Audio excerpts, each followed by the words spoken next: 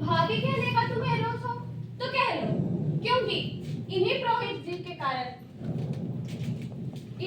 जी ने उस दिन कुछ मंत्रों को पढ़ा था। उस दिन के बाद मुझे राजा से सरल संभाषण करने का अवसर ही न मिला।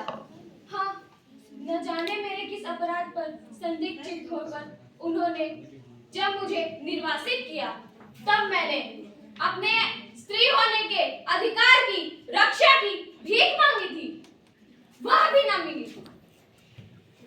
और मैं बलि पशु की तरह अकरुण अज्ञा की डोरी में बंधी सब दूर भेज दी गई। तब भी तुम मुझे भाभी कहना चाहती हो? यह मैं क्या सुन रहा हूँ? मुझे तो यह सुनकर प्रसन्नता हुई थी कि वीर रमणी की भांति आपने अपने साहस के बल पर इस दुर्ग पर अधिकार किया है। आप झूठ बोलते हैं। नहीं, आप स्वयं मिथ्या हैं। क्या आप वेदांत की बातें करती हो? तब तो संसार ही मिथ्या है। संसार मिथ्या है या नहीं, यह तो मैं नहीं जानती, परंतु आपके कर्मकांड और आपके साथ क्या सत्य है, जो सदैव एक रक्षणीय स्त्री की यह दशा हो रही है? बेटी, तुम ही बताओ, यह मेरा भ्रम है या महादेवी का रोष? रोष? हाँ, मैं रोष से जली जा रही हूँ। इतना बड़ा उपहास, धर्म के नाम पर स्त्री की आज्ञाकारिता किया पैशाचिक परीक्षा मुझसे बलपूर्वक ली गई है। पुरोहित, तुमने जो मेरा राक्षसी विवाह कराया, उसका उत्सव भी कितना सुंदर है। यह जनसंहार तो देखो। अभी उस प्रश्न में रक्त से सनी सकराज की लोग पड़ी होगी।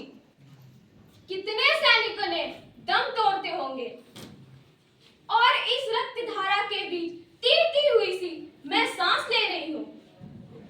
तुम्हारा स्वास्थ्य वाचन क्या मुझे शांति देगा? आर्य, आप बोलते क्यों नहीं? जिन स्त्रियों को धर्म बंधन में बांधकर उनके सम्मति के बिना आप उनके सब अधिकार छीन लेते हैं, तब क्या धर्म के पास कोई प्रतिकार, कोई संरक्षण नहीं रख छोड़ते, जिससे वे स्त्रियां अपनी आपत्ति में अवलंब मांग सके? क्या भविष्य के सहयोग की कोरी कल्पना से उन्हें आप संतुष्ट रहने की आज्ञा देकर विश्राम ले लेते हैं? नहीं, स्त्री और पुरुष की परस्पर विश्वास, सहयोग और अधिकार ही तो विवाह है। यदि यह सत्य नहीं तो विवाह सिर्फ खेल है। खेल हो या ना हो, किंतु एक क्लीन पति के द्वारा परित्यागिता नारी का मृत्यु के मुख में ही जाना मंगल है। यह मैं क्या सुन रहा हूँ? मुझे तो विश्वास नहीं होता। यदि ये बातें सत्य है, तब तो मुझे फिर से धर्मशास्त्र देखना पड़ेगा।